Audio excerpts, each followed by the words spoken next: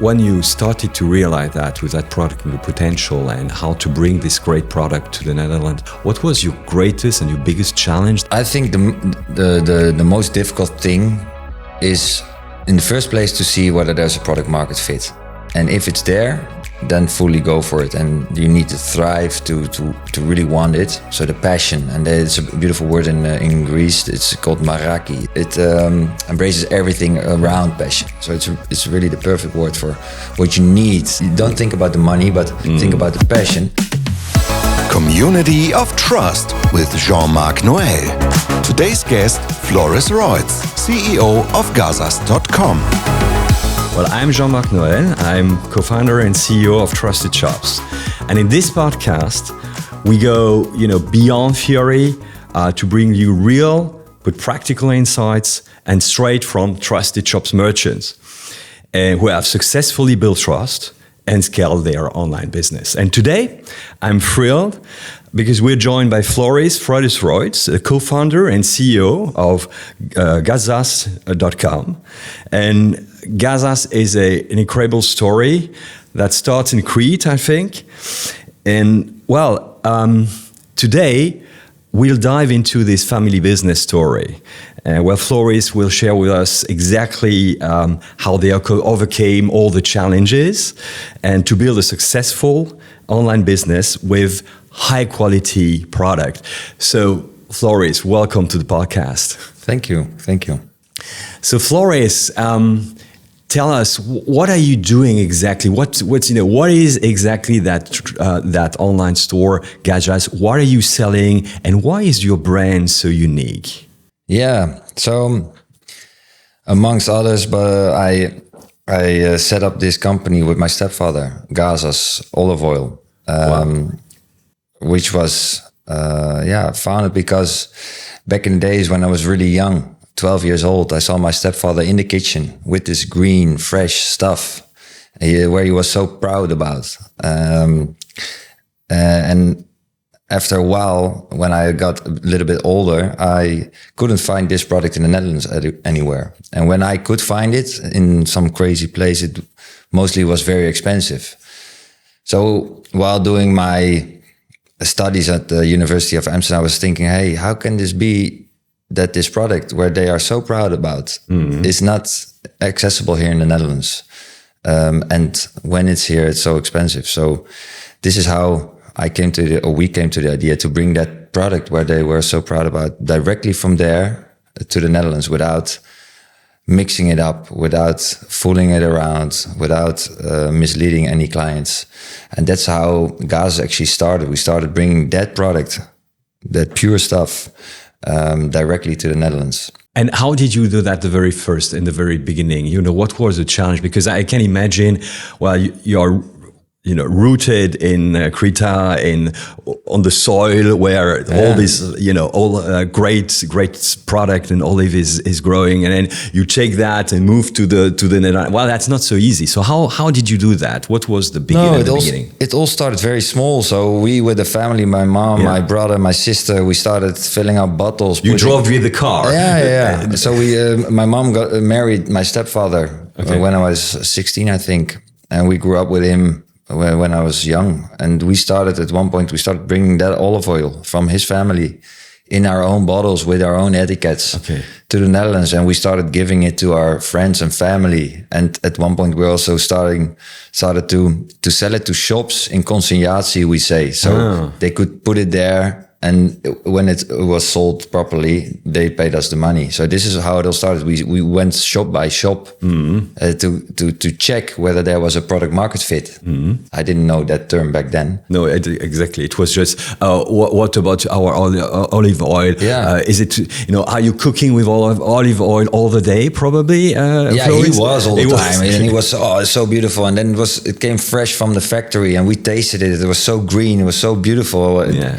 And this stuff, it was nowhere to find in the Netherlands or wherever. So we started, hey, this healthy stuff, how it's produced there, there should be told a story. And the Greeks are not the people that can tell stories because they live in the moment. They don't understand the reason for marketing and storytelling. Okay, so, but I mean, hey, come on, the Greeks, they told one of the incredible story of whole mankind at the beginning. So actually, you should have been inspired, right? Yeah. And that's also at one point we thought, they founded democracy with Socrates, with Plato, with Aristoteles. With how can it be that they now don't care about telling this story to the people? They just used a plastic bottle, an old water bottle. They filled it up with olive oil, and they said, so you had to come and tell them how to do that right. Not to tell them because they will never understand. No, at the moment they will not understand because they are so pure. They live in the moment and they don't care about the nice bottle. And they start caring a little bit more now. But we thought we can help them to tell their story. Okay. So we use their product, their beautiful product. We use their name. And we will bring it directly to the Netherlands and we will help them to tell the story. That's what we did. Now tell us, what was, when you started to realize that with that product and the potential and how to bring this great product to the Netherlands, what was your greatest and your biggest challenge at the beginning to start that? At a point where you say, okay, now we are starting, having a business, an online business maybe. So tell us a little bit of the start. So I think the most difficult thing is in the first place to see whether there's a product market fit. And if it's there, then fully go for it. And you need to thrive to really want it. So the passion, and it's a beautiful word in Greece. It's called maraki. It's passion. But this is maraki. Maraki, passion. Maraki, passion. Okay. So it's a beautiful word. Okay. It embraces everything around passion. So it's really the perfect word for what you need to start a business. If you ask me, so you need passion for what you're gonna do. You don't think about the money, but think about the passion, because in the beginning it will only cost you money. So this is the biggest challenge is the chicken will always you need a chicken before the egg. You need to invest first to be able to harvest later. I think this for olive oil is even more difficult because olive oil is a really expensive product. So you need to buy the olive oil in the first place, and then you need to invest in selling and market it, and then after a while you will get paid for your olive oil. So olive oil is a really expensive product. So in my case, I have been struggling for the past 10 years financing my inventory, my sales, my marketing. And this needs a really long breath. So we noticed after selling it, giving it to people, letting them taste it, to test the product, to test whether there was product market fit. So whether there was retention, whether there was referral, whether there was scarcity.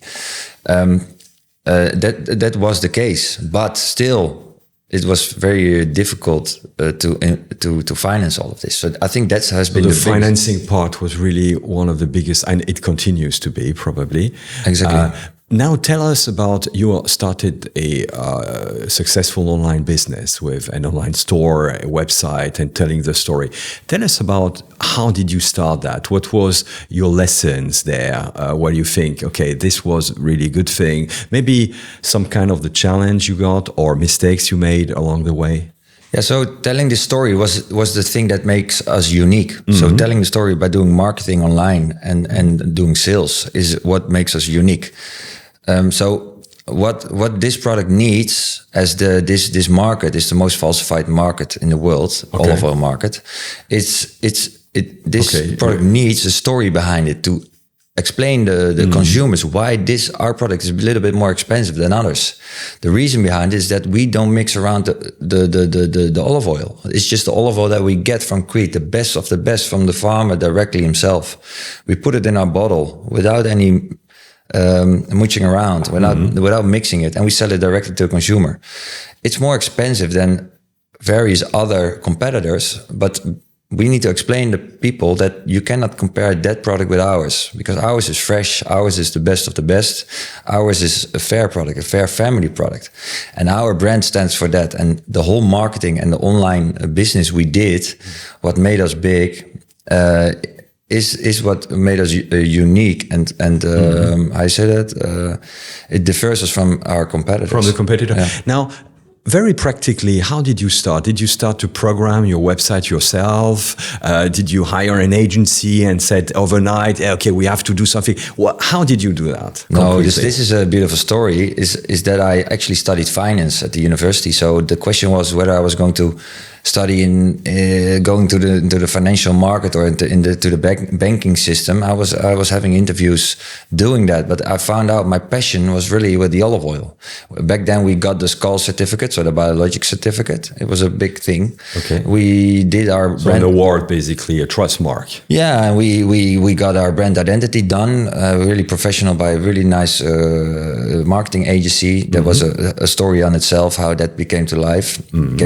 But we did that, and we were ready to like really going professional. And then I was thinking, okay, I'm gonna go into the financial world to teach myself financial stuff for 2-3 years, and put the olive oil a little bit on the side, or will I go fully for the olive oil? And then after some internships at the corporate finance agency, I thought, okay, I'm not gonna make presentations and try to sell somebody else's company. I will build my own company, because there's where I get all the energy from. I was unstoppable. Meraki.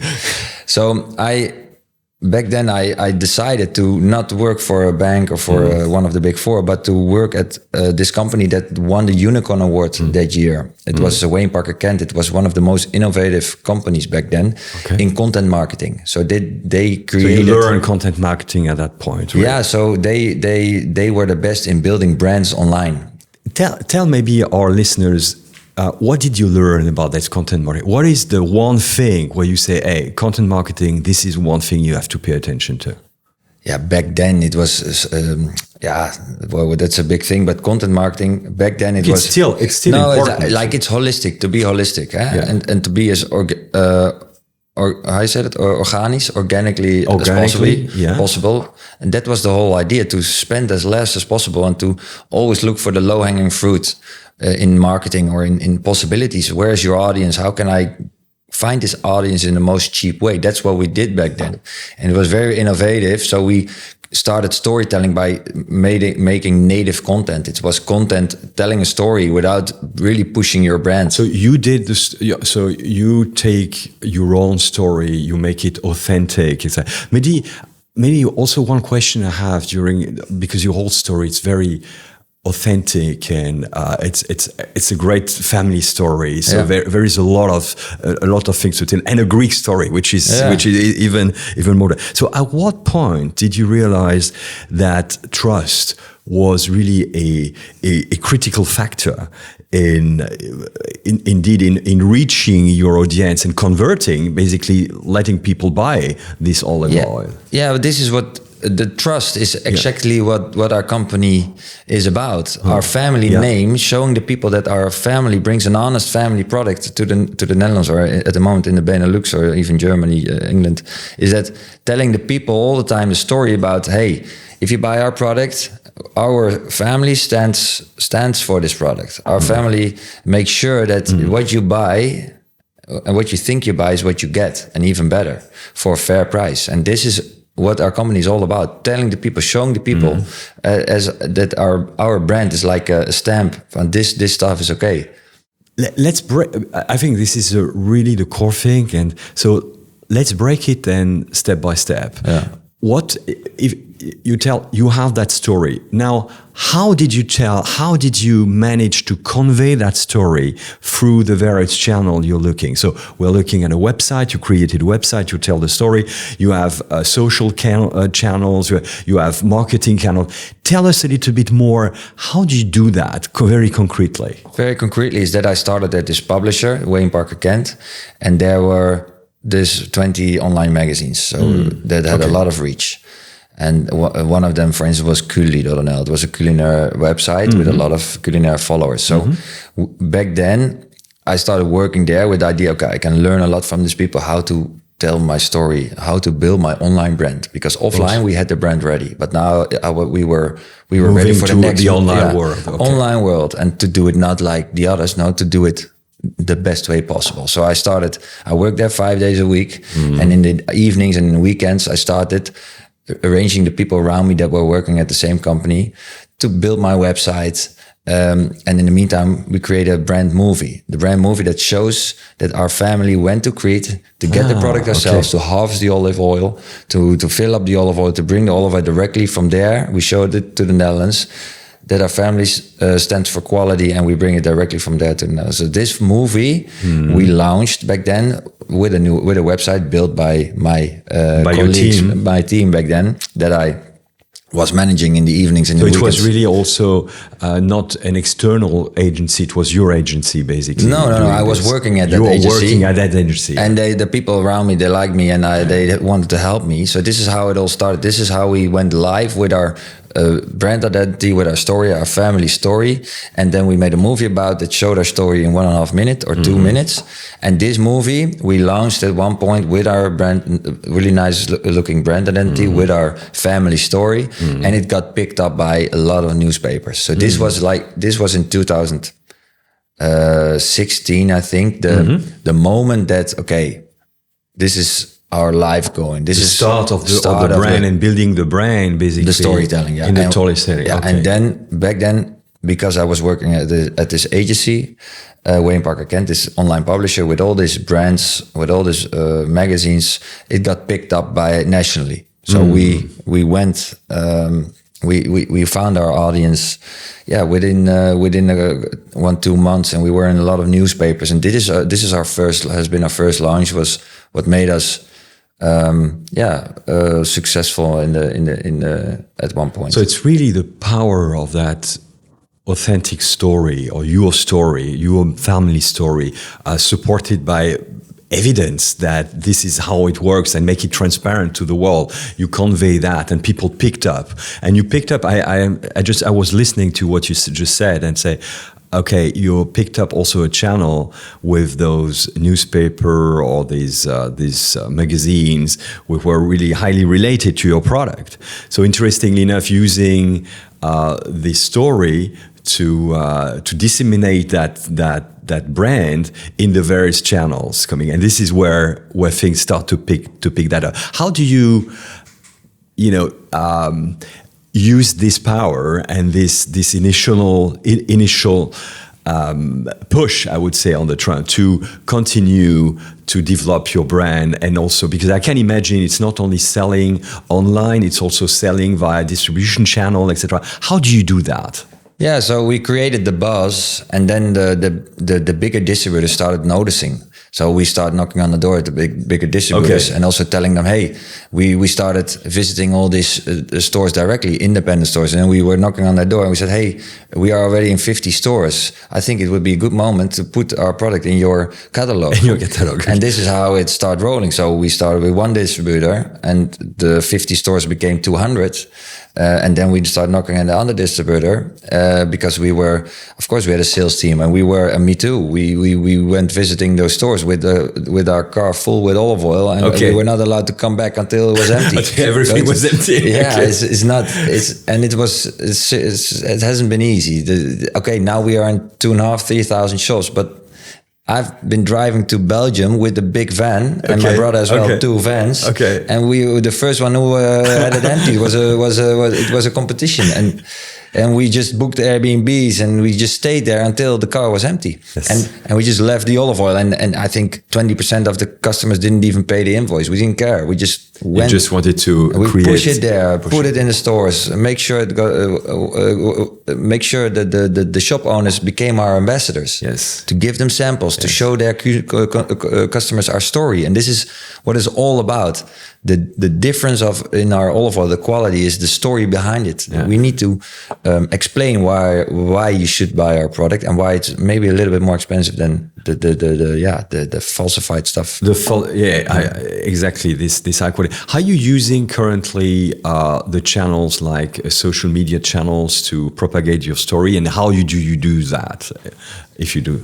Yeah, next to that's another story, but next to our company Gazas, we founded a marketing agency, and this agency is constantly checking innovative ways of telling our story organically as organically as possible. So we have an holistic view. We think offline, we think online, we do tastings, we do email gathering, we do social media, YouTube, Pinterest. We have what would be your recommendation to our listener, right? If you say, okay, you have, I can only do one thing with I've got a great story, and I want to tell my story. What would be, in your opinion, the best channel for them to work with and disseminate that story today? Yeah, in Europe at the moment, still you first need a website. Yeah, a website that works well. This is always the painful thing. Is like, okay, how are you going to finance this website? So you will need a website where you can tell your story in details, and where you can have campaigns and where you can bring your audience to. So this is in my case, you need a good brand identity. And you need to pay for that. You need to have a good story in the first place, a strategic idea. What story am I going to tell? If you have product market fit, of course, with your product, then you think about what story I'm going to tell to penetrate the market. And then you need a place where you can get this story combined in various ways for various people. Different audiences to get the traffic to your website on different spots. This is the first thing. As soon as you have this settled, then you start thinking about, okay, how am I going to get this traffic there? And this is the next step. What kind of content am I going to create? For what kind of audiences, and make sure that they find what they're looking for on your website. Yeah. Are you using things like Instagram or TikTok of such channels to drive more traffic to your website? Yeah, we use everything. We use YouTube, we use Pinterest, we use TikTok, Snapchat, LinkedIn. For me personally as well, I'm telling stories there on my own. So we think about every possible way with the low-hanging fruit first. Where is our audience? Yeah. And we try to share at Twitter. How do you structure your day? For somebody say, "Oh, Floris, I mean, you're really working all the time." If we hear you, do you have a structure, an idea on how do you do that in order to make sure, okay, on Pinterest, on TikTok, on LinkedIn, we have to put, and to push that content and tell the story. How do you do that concretely? Yeah, this has been a struggle for the past 10 years, of course, to get sequence, to get consistency there. A rhythm? Yeah, rhythm, of course. And that's why I started this marketing agency. So at the moment, I'm not even involved anymore in creating this content. Okay, I check it, and my ideas, I throw them in the machine, in the funnel, in the machine I built. So I'm lucky that I managed to build that machine, my marketing machine and my sales team, and it was not easy to keep it alive, to keep it going. But now I have ideas. We have ideas. We throw it in the machine with copywriters, with designers, with developers, and we think about a way, the newest possible ways, the most innovative possible ways to get it to the audience. So my LinkedIn content, so the story I want to tell, I have some kind of how you get it. I'm searching for the reason why I'm doing what I'm doing, and also to explain others. So where I'm at and why I'm doing what I'm doing, to maybe they can learn something from it. So this is my personal way of telling a story, and to reach my own audience, to get people to know what I'm doing, but also what my company Gazas is all about. This is an example of the content we create. But on Instagram, for instance, we create a feed for 2-3 months on the basis of the content we have created in its various campaigns. So we make a feed for 3 months. We create captions, we discuss it, and then we make a plan of when what to post. So it's all very structured. And what's on Instagram, we also share maybe a little bit different on LinkedIn or on Pinterest or on Facebook or on Twitter. So every platform has its own way of communicating. And then you have YouTube to make shorts, to make longs. Yeah, so it's really to figure out for yourself maybe the platform that works well. And I hear you have a highly structured way to do it, to make sure that this is happening. And I hear also you do that on a very regular basis to make sure that this is not just I'm doing that 1 week and then 2 months nothing and it's coming up. This is really the regular and the systematic way. Consistency drives success. And if you start a business, don't think you will make it in 1 or 2 or 3 years. No. If there's product market fit, if you believe in it, if you have the passion, then keep going. Keep going and keep consistent. Of course, everybody made mistakes along the way. And if there is one thing you would wish to have done differently, what would it be? Yeah, that's very difficult because I have had my olive oil business, I had my marketing agency, and other companies came to us, hey, can you do stuff for us? And I put a lot of energy in investing in other companies around me, and also money. But if I wouldn't have done it, I wouldn't have been here where I am now. So I'm pretty happy with what but it cost me a lot of energy and also some money that I was actually dividing my focus. Yeah. So it would have been good, I think, to at some points that I kept my focus a little bit more. So I think if you believe in your product, if there's passion, and if there's product market fit, then try to focus as much as possible and try to always think. So does my choice at the moment and strengthens my goal, where my focus, where my passion is. That's always a good thing to question yourself, And also because you have done incredible, it was a lot of effort and a lot of passion which went into this, and we hear that when you're talking about that. And of course you speak about focus, and I think I can speak for many online stores and online store owner who start a business at the very beginning. It can be really daunting, and you need to know yourself and know your limit. And can you tell us how you deal with that currently to make sure you get that focus and you're not get too distracted, stretch also too thin over the many tasks you are seeing today? Yeah, I just use the strength I have, for the most important stuff. That's where I'm at now, and I try to delegate stuff, and but that's also necessary. So. Yeah, when I was younger, I was maybe also a little bit stronger. I was more naive. So it happened, and I learned a lot from it. So I don't really regret it, but it could have been nice that I would have had a little bit more focus. But now how I structure that is we work in Scrum 2 weeks planning 2 weeks with our marketing agency. So in the world we live in now, going so fast, these developments, it's always prioritizing what's most important right now and start working on that and just keep on going. And then check with the team keep prioritizing, and stuff that stays on the backlog, stuff that is not important enough, it eventually will fade away. So focus on the most important stuff you need to do. Don't stress out. You can do you do everything you can. Make it your best. Make sure you're not too stressed and overdo it. And of course, but my story is how I keep up with this is I don't drink. I sport a lot. I eat very healthy. I'm very cautious, very conscious about where do I use my energy for. And the most important thing is for yourself to set your dreams. If you want to accomplish your dreams, you need to set goals, and everything that comes in between that goals, like for me, drinking or eating unhealthy, it would take too much energy for me to.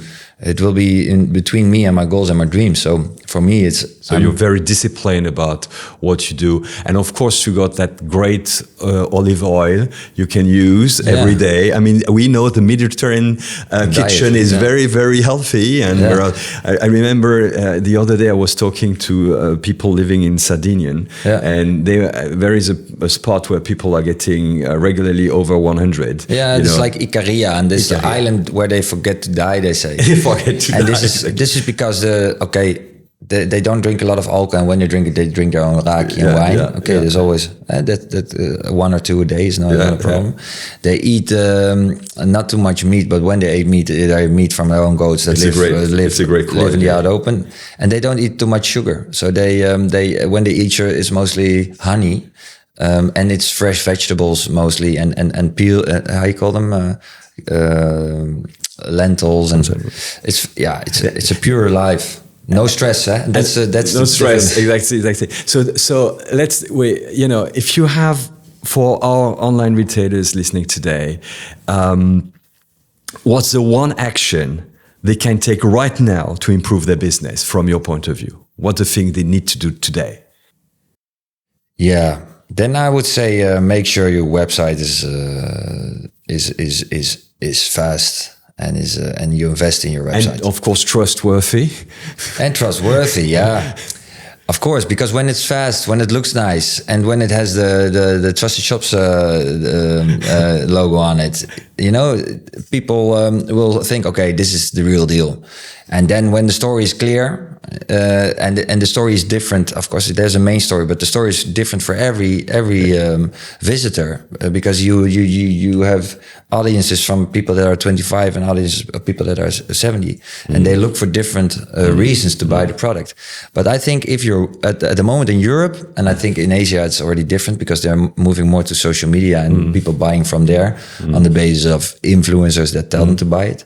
But in Europe still, I think having a fast, amazing website that works really well. We tell your 2025 story. To tell your story in the right way to different audiences. This is important. This is important. Super. Thank you so much, Floris, for this meraki, for this passion, and for your experience about and telling your experience and sharing your story with us today, because I think this is really inspiring to see, how you are very clearly and very consistently created this business, which is rooted in your family with a great product. And I think for many listeners today, this is, I think, an inspiration to see how you did that and how to move forward. So that's a wrap today. That's a wrap for this episode of Community of Trust.